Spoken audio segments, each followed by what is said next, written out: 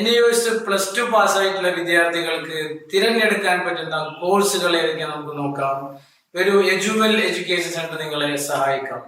നമുക്കറിയാം +2 ഹ്യൂമാനിറ്റീസ് പഠിച്ചവരുണ്ടാവും, അതുപോലെ തന്നെ കൊമേഴ്സ് പഠിച്ച ആളുകൾ ഉണ്ടാവും, കമ്പ്യൂട്ടർ സയൻസ് പഠിച്ച ആളുകൾ ഉണ്ടാവും, സയൻസ് പഠിച്ച ആളുകൾ ഉണ്ടാവും. കോമൺ ആയി 2 ലാംഗ്വേജും അതുപോലെ തന്നെ 3 അഡീഷണൽ സബ്ജക്റ്റുമാണ് NAOS സെലക്ട് ചെയ്യാറ്.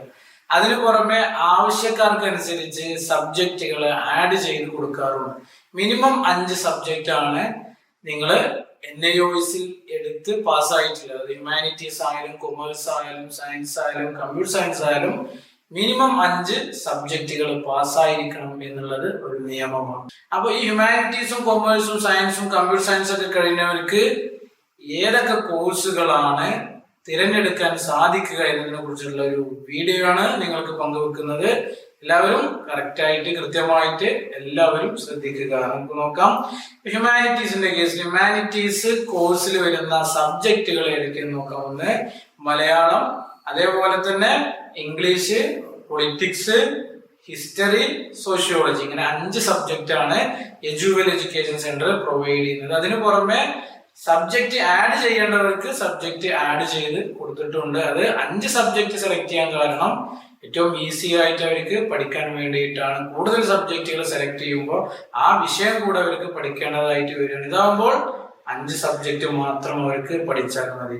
അപ്പൊ ഹ്യൂമാനിറ്റീസ് കഴിഞ്ഞൊരു വിദ്യാർത്ഥിക്ക് ഏതൊക്കെ കോഴ്സുകൾ എടുക്കാം നമുക്ക് നോക്കാം.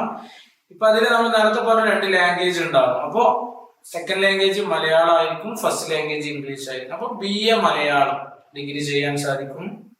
അതേപോലെ തന്നെ ഇംഗ്ലീഷ് ആ ഭാഷ പഠിച്ചിട്ടുണ്ടാകും, BA ഇംഗ്ലീഷ് കോഴ്സ് സെലക്ട് ചെയ്യാൻ പറ്റും. അപ്പൊ നമ്മൾ ഏതൊക്കെ സബ്ജക്റ്റ് ആണോ ആ സബ്ജക്റ്റിനെ ബേസ് ചെയ്തിട്ടാണ് നമ്മൾ ഡിഗ്രി കോഴ്സ് തിരഞ്ഞെടുക്കേണ്ടത്. നമുക്ക് അതിൽ ഏറ്റവും ഇഷ്ടപ്പെട്ട സബ്ജക്റ്റ് ഏതാണോ ആ സബ്ജക്റ്റിൽ നിങ്ങൾ ഡിഗ്രി ചെയ്യുകയാണ് എന്നുണ്ടെങ്കിൽ നിങ്ങൾക്ക് അതിൽ കൂടുതൽ പെർഫോമൻസ് കാഴ്ചവെക്കാൻ സാധിക്കും. ആ വിഷയത്തെ നിങ്ങൾക്ക് ഇഷ്ടപ്പെട്ട് പഠിക്കാൻ സാധിക്കും. അപ്പൊ ആ വിഷയങ്ങളിൽ അല്ലെങ്കിൽ ആ കോഴ്സിൽ നിങ്ങൾക്ക് നല്ല മാർക്ക് സ്കോർ ചെയ്യാൻ സാധിക്കും. അപ്പൊ BA ഇംഗ്ലീഷ്, ഇപ്പൊ സെക്കൻഡ് ലാംഗ്വേജ് മലയാളം ആണെന്നുണ്ടെങ്കിൽ BA Malayalam, first language BA English ആണെങ്കിൽ BA ഇംഗ്ലീഷ്. അതേപോലെ തന്നെ അതിൽ മറ്റൊരു സബ്ജക്ട് വരുന്നത് പൊളിറ്റിക്സ് ആണ്. പൊളിറ്റിക്സ് ആവുമ്പോൾ നിങ്ങൾക്ക് പൊളിറ്റിക്സിനോടാണോ താല്പര്യം എന്നുണ്ടെങ്കിൽ നിങ്ങൾ BA പൊളിറ്റിക്സ് ആണ് സെലക്ട് ചെയ്യേണ്ടത്.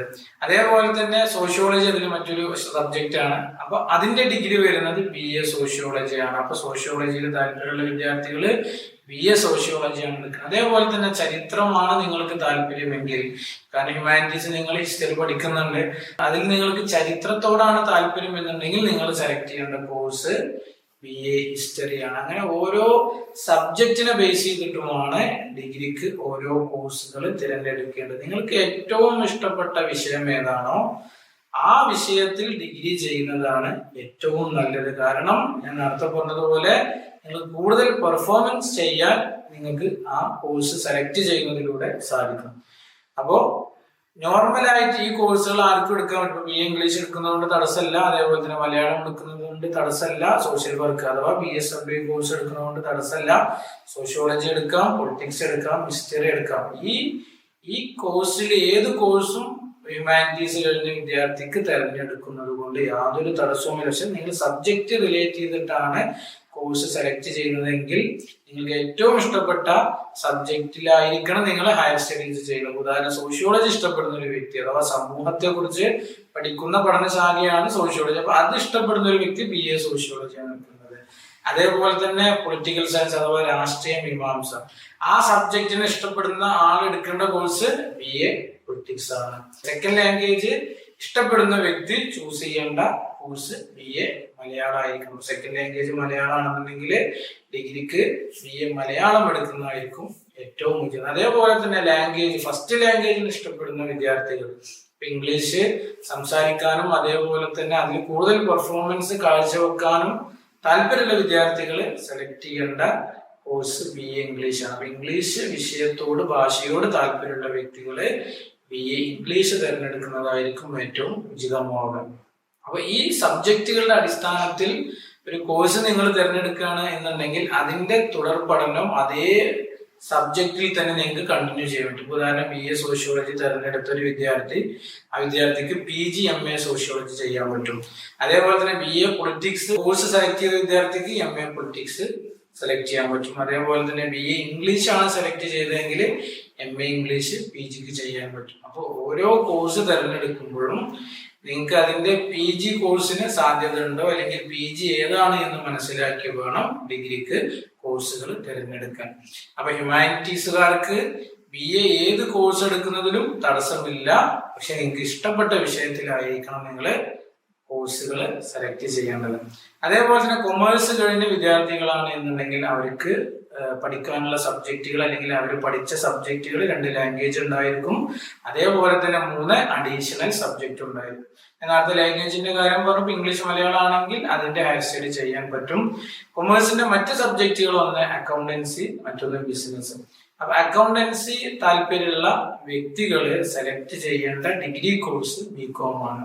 അതേപോലെ തന്നെ ബിസിനസ്സിൽ താല്പര്യമുള്ള, ബിസിനസ് ചെയ്യാൻ ആഗ്രഹിക്കുന്ന, അതിനെ ഇഷ്ടപ്പെടുന്ന വിദ്യാർത്ഥികള് സെലക്ട് ചെയ്യേണ്ട കോഴ്സ് BBA ആണ്. അപ്പൊ നിങ്ങളുടെ താല്പര്യത്തിനനുസരിച്ചാണ് ഇവിടെ കോഴ്സുകൾ സെലക്ട് ചെയ്യേണ്ടത്. അപ്പോ അക്കൗണ്ട്സ് മേഖലയിലേക്ക് പോകേണ്ട ഒരു വിദ്യാർത്ഥിയാണ് എന്നുണ്ടെങ്കിൽ BCom ആണ് ആ വ്യക്തി പഠിച്ചിരിക്കേണ്ടത്.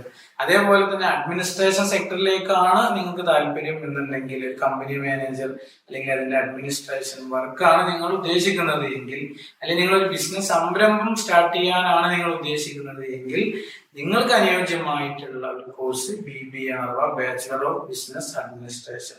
ഓക്കെ. അപ്പൊ കൊമേഴ്സിൽ 5 സബ്ജക്റ്റ് ആണ് എജ്യുവൽ എഡ്യൂക്കേഷൻ സെന്റർ ഫോളോ ചെയ്യുന്നത്. 2 ഭാഷയും അതേപോലെ തന്നെ 3 അഡീഷണൽ സബ്ജക്റ്റും. അതില് അക്കൗണ്ടൻസി, ബിസിനസ്, കോമൺ സബ്ജക്റ്റ് ആയിട്ടുള്ള പൊളിറ്റിക്കൽ സയൻസ്. ഇനി ഇതിന്റെ കൂടെ എക്കണോമിക്സ് ആഡ് ചെയ്യുന്നവരുണ്ട്. അത് ഹ്യൂമാനിറ്റീസ് ആയാലും കൊമേഴ്സ് ആയാലും എക്കണോമിക്സ് ആഡ് ചെയ്യുന്നവരുണ്ട്. അപ്പൊ എക്കണോമിക്സ് ആഡ് ചെയ്ത വിദ്യാർത്ഥികളെന്നുണ്ടെങ്കിൽ അവർക്ക് BA എക്കണോമിക്സ്, സാമ്പത്തിക ശാസ്ത്രത്തോടാണ് താല്പര്യം എന്നുണ്ടെങ്കിൽ വിദ്യാർത്ഥി സെലക്ട് ചെയ്യേണ്ടത് BA എക്കണോമിക്സ് ആണ്. അതേപോലെ തന്നെ കമ്പ്യൂട്ടർ സയൻസും സെലക്ട് ചെയ്ത വിദ്യാർത്ഥികളുണ്ട്. അതിൽ പാസ്സായിട്ടുള്ള വിദ്യാർത്ഥികളൊക്കെ ഉണ്ട്. അപ്പൊ അത് മെഡിക്കൽ ഫീൽഡിലേക്ക് പോകേണ്ട വിദ്യാർത്ഥികൾ മാത്രമായിരിക്കും ഈ സയൻസ് ഗ്രൂപ്പ് സെലക്ട് ചെയ്തിട്ടുണ്ടാവുക. അപ്പൊ മെഡിക്കൽ ഫീൽഡിൽ അവർക്ക് ഏത് കോഴ്സ് വേണമെങ്കിലും ഇതിൽ സയൻസ്, NIOSൽ സയൻസ് എടുക്കുന്നതിലൂടെ പോസിബിൾ ആവും. ഓരോ വിദ്യാർത്ഥിക്ക് MBBS പഠിക്കണോ അത് സയൻസ് ഗ്രൂപ്പിലൂടെ പോസിബിൾ ആവും. അതേപോലെ തന്നെ പാരാമെഡിക്കൽ കോഴ്സിന് പോകണോ അതും ഈ കോഴ്സിലൂടെ പോസിബിൾ ആവും. അതേപോലെ തന്നെ BPharm മറ്റുള്ള കോഴ്സുകളൊക്കെ നിങ്ങൾക്ക് മെഡിക്കൽ റിലേറ്റ് ചെയ്തിട്ടുള്ള കോഴ്സുകളൊക്കെ എടുക്കണം, അതിനൊക്കെ സയൻസ് നിങ്ങളെ ഹെൽപ്പ് ചെയ്യും. അതേപോലെ തന്നെ ഞാൻ നേരത്തെ പറഞ്ഞ പോലെ സയൻസിൽ വരുന്നത് 2 ലാംഗ്വേജും 3 അഡീഷണൽ സബ്ജക്റ്റും ആണ്. സബ്ജക്റ്റ് വൈസ് ആയിട്ട് ഓരോ ഹയർ സ്റ്റഡീസ് നോക്കുകയാണെന്നുണ്ടെങ്കിൽ അതിലെ വിഷയങ്ങൾ വരുന്നത് ഒന്ന് ഇംഗ്ലീഷ്, മലയാളം, അതുപോലെ തന്നെ കെമിസ്ട്രി, ഫിസിക്സ്, മാത്സ്, ബയോളജി ഇതൊക്കെ വരുന്നുണ്ട്. അതില് ഈ മാത്സ് പഠിക്കൽ കമ്പൽസറി അല്ല, എന്നാൽ ആവശ്യമായിട്ടുള്ള വിദ്യാർത്ഥികൾക്ക് മാത്സ് സെലക്ട് ചെയ്ത് കൊടുക്കാനും സാധിച്ചിട്ടുണ്ട്. അപ്പോ ഈ സയൻസ് ഗ്രൂപ്പില് ഒരു വിദ്യാർത്ഥിക്ക് കെമിസ്ട്രിയോടാണ് താല്പര്യം എന്നുണ്ടെങ്കിൽ ഡിഗ്രിക്ക് അവർക്ക് ചെയ്യാൻ പറ്റുന്ന കോഴ്സ് BSc കെമിസ്ട്രി ചെയ്യാൻ സാധിക്കും. അതേപോലെ തന്നെ ഫിസിക്സ് ആണോ താല്പര്യം എന്നുണ്ടെങ്കിൽ BSc ഫിസിക്സ് ചെയ്യാൻ പറ്റും. അതേപോലെ തന്നെ ബയോളജിയോടാണ് താല്പര്യം എന്നുണ്ടെങ്കിൽ അവർക്ക് ബയോളജി റിലേറ്റ് ചെയ്തിട്ടുള്ള കോഴ്സുകൾ സെലക്ട് ചെയ്യാൻ സാധിക്കും. ഇപ്പോൾ ബോട്ടണി ആണോ നിങ്ങൾക്ക് വേണ്ടെങ്കിൽ BSc ബോട്ടണി ചെയ്യാം. സുവോളജി ആണോ വേണമെന്നുണ്ടെങ്കിൽ BSc സുവോളജി ചെയ്യാം.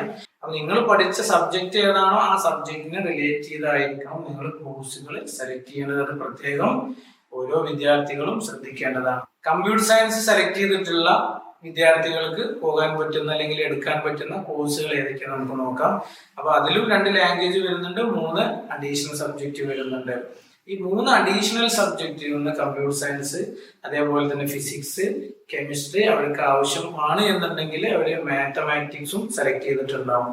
അപ്പൊ ഇവർക്കൊക്കെ പോകാൻ പറ്റിയ കോഴ്സുകൾ ഇപ്പൊ BCA പോലുള്ള കോഴ്സുകൾ ചെയ്യാൻ പറ്റും, ബാച്ചലർ ഓഫ് കമ്പ്യൂട്ടർ അപ്ലിക്കേഷൻ. അതേപോലെ തന്നെ BSc കമ്പ്യൂട്ടർ സയൻസ് തുടങ്ങിയ കോഴ്സുകൾ ചെയ്യാൻ പറ്റും. ഞാൻ നേരത്തെ പറഞ്ഞാൽ BSc ഫിസിക്സ് എടുക്കാം, അതേപോലെ തന്നെ BSc കെമിസ്ട്രി. ഈ കോഴ്സുകളൊക്കെ വിദ്യാർത്ഥികൾക്ക് എടുക്കാൻ സാധിക്കും. പിന്നെ കോമൺ ലാംഗ്വേജ് ആയിട്ട് നേരത്തെ പറഞ്ഞു BA മലയാളം ചെയ്യുന്നത് കൊണ്ടോ BA ഇംഗ്ലീഷ് ചെയ്യുന്നത് കൊണ്ടോ യാതൊരു തടസ്സവുമില്ല. അപ്പൊ ഓരോ സബ്ജക്റ്റിനെ ബേസ് ചെയ്തിട്ടാണ് ഓരോ ഹയർ സ്റ്റഡീസും വരുന്നത്. അപ്പൊ നിങ്ങൾക്ക് ഏറ്റവും ഇഷ്ടപ്പെട്ട സബ്ജക്റ്റ് ഏതാണോ ആ സബ്ജക്റ്റ് സെലക്ട് ചെയ്തിട്ടാണ് നിങ്ങൾ അതിന്റെ ഹയർ സ്റ്റഡീസിന് പോകേണ്ടത്. അപ്പൊ ഈ രീതിയിൽ ഫോളോ ചെയ്യുകയാണ് എന്നുണ്ടെങ്കിൽ നിങ്ങൾക്ക് ഇഷ്ടപ്പെട്ട വിഷയത്തിൽ തന്നെ മികച്ച ഒരു പ്രാവീണ്യം ലഭിക്കാൻ ഇത് സഹായകരമാകും. അല്ലാതെ പല കോഴ്സുകൾ എടുക്കുന്നതിനേക്കാൾ നല്ലത് നിങ്ങൾക്ക് ഇഷ്ടപ്പെട്ട കോഴ്സ് എടുക്കുക, അതിൽ ഉപരിപഠനം നടത്തുക, അതിന്റെ ഏറ്റവും പീക്ക് ലെവലിലേക്ക് നിങ്ങൾക്ക് പോകാൻ സാധിക്കും. അപ്പൊ നിങ്ങൾ ഇഷ്ടപ്പെട്ട് സബ്ജക്റ്റുകൾ പഠിക്കുക, അതിനനുസരിച്ചുള്ള കോഴ്സുകൾ സെലക്ട് ചെയ്യുക എന്നുള്ള ഒരു മെത്തേഡ് ഓരോ വിദ്യാർത്ഥികളും ഫോളോ ചെയ്യുകയാണെങ്കിൽ ഏറ്റവും ബെറ്റർ അതാണ്. മറ്റൊരു ഇൻഫർമേഷൻ വീഡിയോയുമായിട്ട് വീണ്ടും കാണാം. Okay, bye. Eduwell Education Center.